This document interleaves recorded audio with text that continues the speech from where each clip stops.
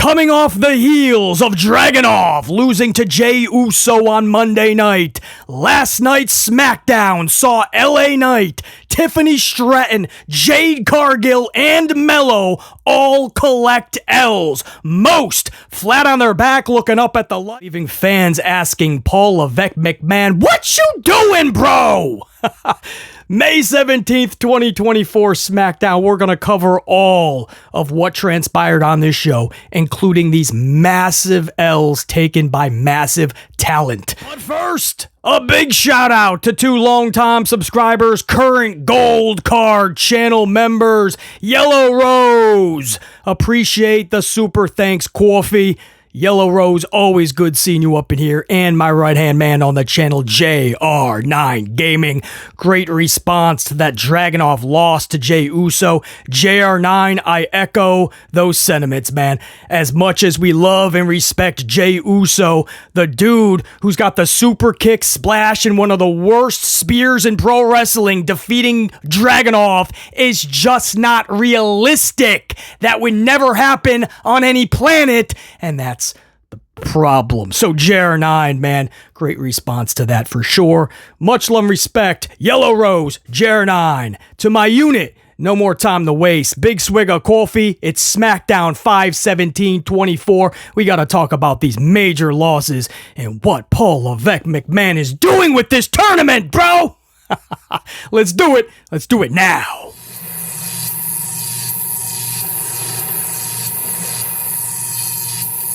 Smackdown 5/17/24 kicks off with a Queen of the Ring quarterfinal between Bianca Belair and Tiffany Stratton, or as I call them, 2 of the hottest fucking women on the planet. Humberto, yeah.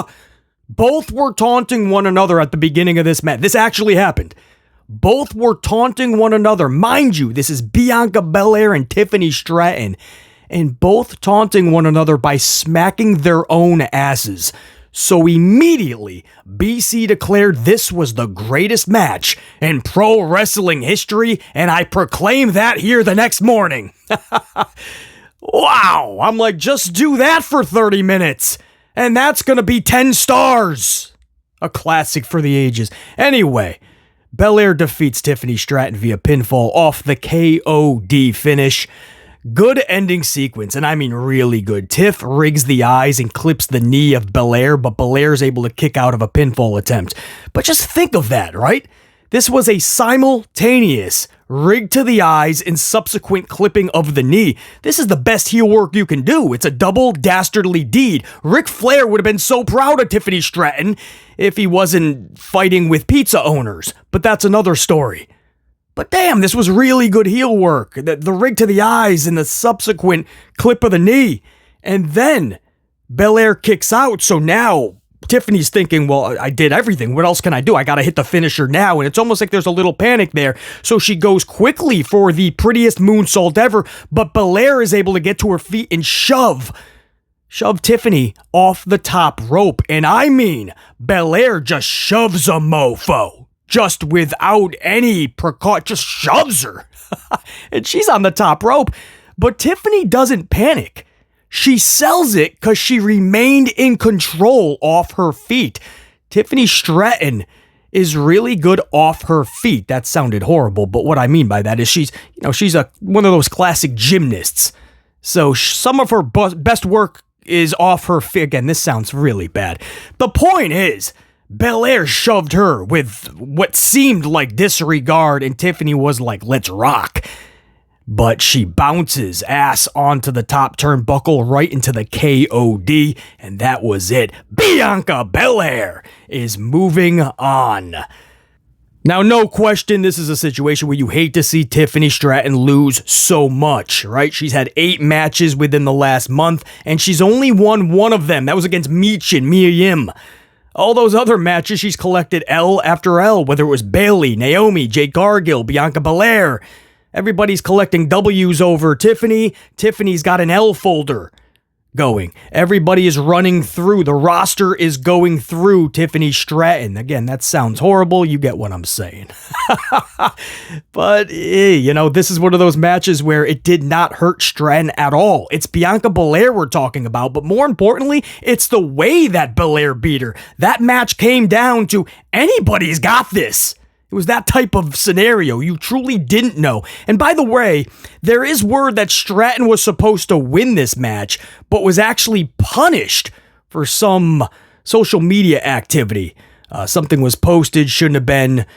She did not really check out the post before putting it up.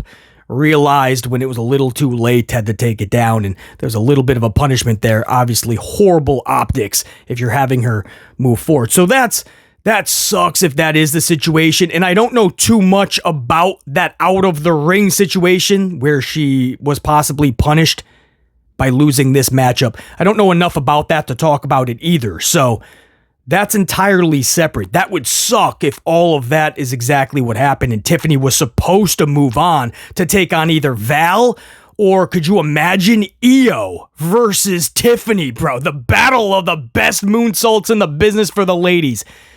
Could you imagine Io versus Tiffany fighting for that crown? Now, Valkyria, a lot of people are thinking is going to end up getting it anyway, but even Val versus Tiffany, you could have set that up beautifully. So, if Stratton was supposed to win this and she took this L in some form of punishment, man, that sucks. The whole situation is just... It's wild. And again, I don't know enough about it to really talk about it. I'll have to learn a little bit more, make sure that I know exactly what I should, and then we'll discuss it in a future podcast, obviously. But that's just word going around the campfire. Possibly Stratton was punished, was supposed to win this match, and that's why they're really selling a Belair knee injury, because she's gonna take the L in the next match against Nia, and then that's easy pickings for Valkyria. Anyway, we're jumping a little bit ahead. We're jumping the semifinals. We're going straight to the finals, but we're just trying to future book this because it's such an odd tournament, just like with the dudes, where all of these top names could end up being Tama, Tonga, and Jey Uso. For the ladies, you could end up with like Nia Jax and Valkyria. It's wild. I don't know. It's all wild. Let's move on here. King of the Ring for the dudes. Well, that would be the right Queen of the Ring, King of the Ring, BC. You don't got to announce it's for the dudes. It's the King of the Ring. This is LA Knight versus Tama Tonga. Tama Tonga defeats LA Knight. That's it. That's all that was in my notes. Nothing of significance happened in this match. My notes literally just say King of the Ring quarterfinal, LA Knight versus Tama Tonga. Tonga defeats Knight, and that's it. I mean, there was not even real interference here, right? It was LA Knight who was talking trash to Solo Sikoa for perhaps way too long. And when he got in the ring, Tama Tonga's like, this dude forgot he was having a match. I'll hit him with a wrestling move. Takes out LA Knight, and LA Knight is looking up at the lights for 21 seconds, which is obviously 19 seconds longer than he should have been looking up at those lights. Solo didn't hit him with a steel chair. Paul Heyman didn't take out his old school Dangerous Alliance, Zach Morris cell phone, crack it over the dome piece of Knight. No, Knight talked a lot of trash to Solo, got in the ring, and lost seconds later. It's the opposite of Belair and Tiffany from the match before, right? Where that finish was a badass fun finish. Not only is Belair realistically somebody that would beat Tiffany, but the way that it was done actually protects Tiffany, right? Nobody's going, damn, how did Tiffany lose that match? But with LA Knight and Tonga, and on top of that, neither of these dudes really can lose. Tonga just got to the roster, and LA Knight needs some momentum right now. There's so much inconsistency with LA Knight, and you can add this match to the fold. It's one of those things where Paul Levesque McMahon did not think this through. You put all these matches together and it sounds all fancy on paper, but you gotta book it. And if you don't book these matches pristinely, you get what you got last night with LA Knight and Tama Tonga. Nick Aldis is out for hour number 2. That was your whole hour 1, by the way. A lot of filler stuff, some people coming to the arena, some backstage promos with some of the King and Queen of the Ring quarterfinalists. But other than that, hour 1 was just those 2 matches, guys. Belair and Stratton and LA Knight, Tonga. So hour 2, Nick Aldis is middle of the ring for the champion versus champion contract signing all week. WWE did a good job making you think that it was going to be title for title. But we learned pretty quickly that that was not the plan, that it was only going to be Cody's. But they did a good job not giving that away, right? You're going to wait till the next Smackdown, and then we're going to put that into the story. So I do like that, but as of at that point, Nick Aldis had a contract for champion versus champion, title versus title, Cody Rhodes, Logan Paul. Cody says, and I quote, he's an actual fan of professional wrestling, while Logan is just a tourist stopping by and it's time for him to get off the train. Paul says, nobody came here to hear you talk, Cody. You're just stalling. And by the way, after looking over this contract, I am not signing it. He rips up the contract. He says he never agreed to defend his title, only agreed to challenge for Cody's championship. And then he has his world-renowned lawyer, Jim Guillory, whip out a revised contract. Now, I doubt very much Jim Guillory is a lawyer. Well, maybe he is. You never know with Logan Paul. He does bring his own clique, usually. But Jim Guillory, he just looks like a pro wrestling character, right? He looks like a lawyer that he should be an every week character, damn it. You got President Jack Tunney, and you have world-renowned lawyer, legalist Jim Guillory.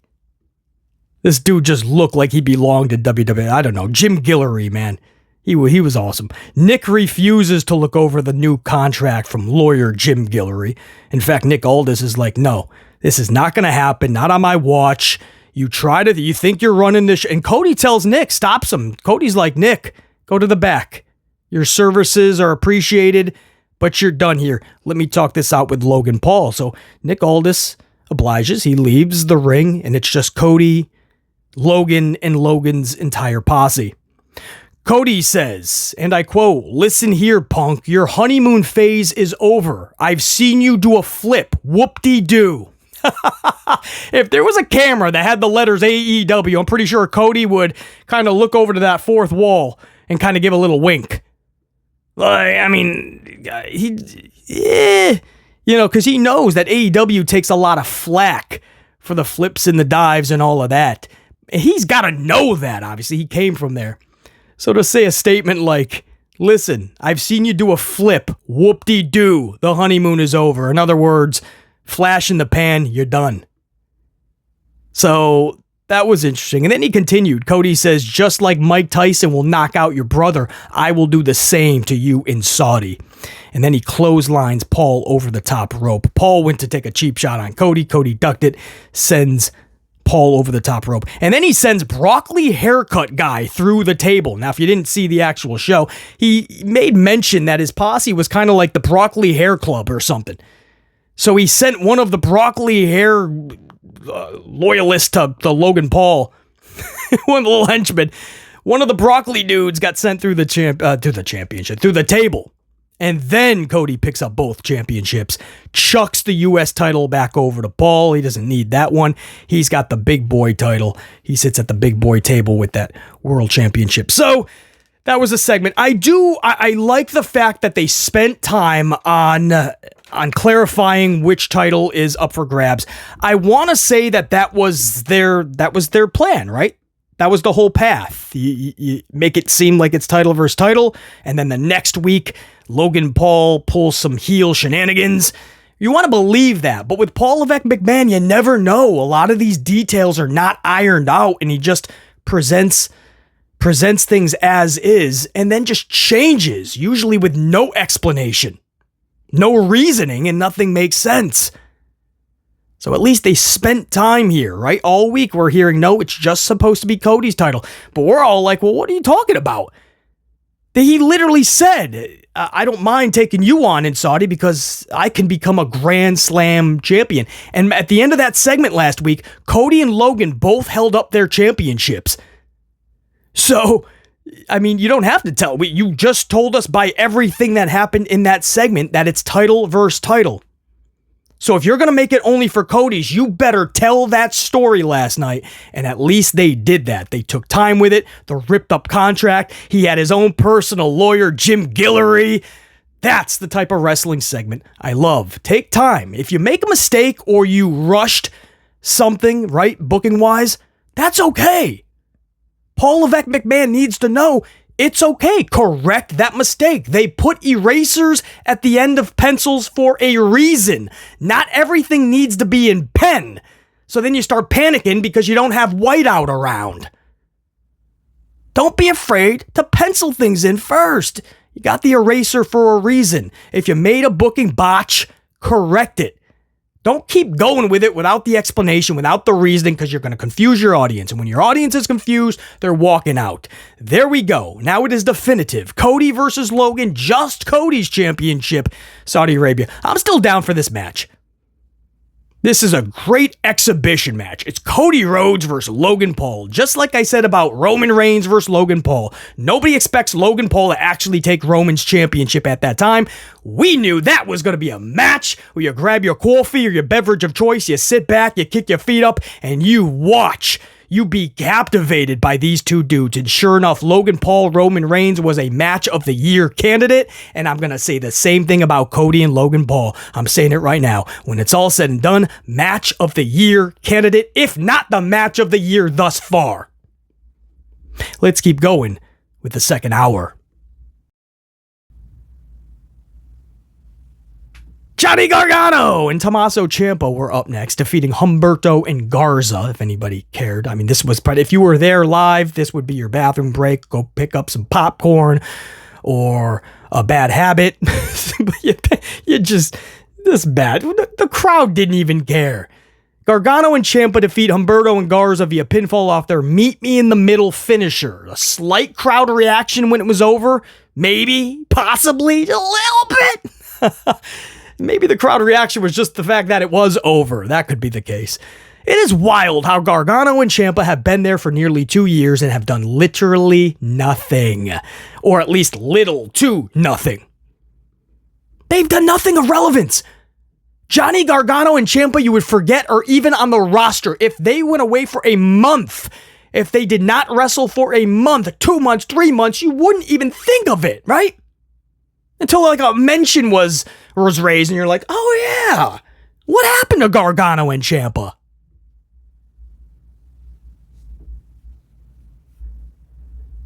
The main event, King of the Ring quarterfinal, Randall Orton versus Carmelo. Stretch it out, Carmelo. What was that? The Caramello candy bar? Stretch it out, Caramella. Carmelo Hayes. Anyway, what can I say? 3 coffees in. Gonna be a long day, a lot to get to. Carmelo Hayes, Randall Orton. I could not believe how small Melo is squaring up with Orton, guys. I didn't know Melo was that tiny. Or at least small. You can't say that. But I mean, against Orton, pretty tiny, right? Orton is billed as 6'5". I believe that. Melo is supposedly just 5'10", but that is a generous 5'10". Even Corey Graves, if you guys watch or listen to the telecast last night, man, Corey Graves had to make reference of how tiny Melo was next to Orton. It's just a wild time in pro wrestling where Randy Orton is considered one of the biggest guys in the industry. But with the Ricochets, the Melos, the Bates, the Duns, the Garganos, the Dragon Lees, and so on, such is the case. And here Randy Orton is one of the big dudes on campus now. It's just wild. Anyway, Orton defeats, obviously, man.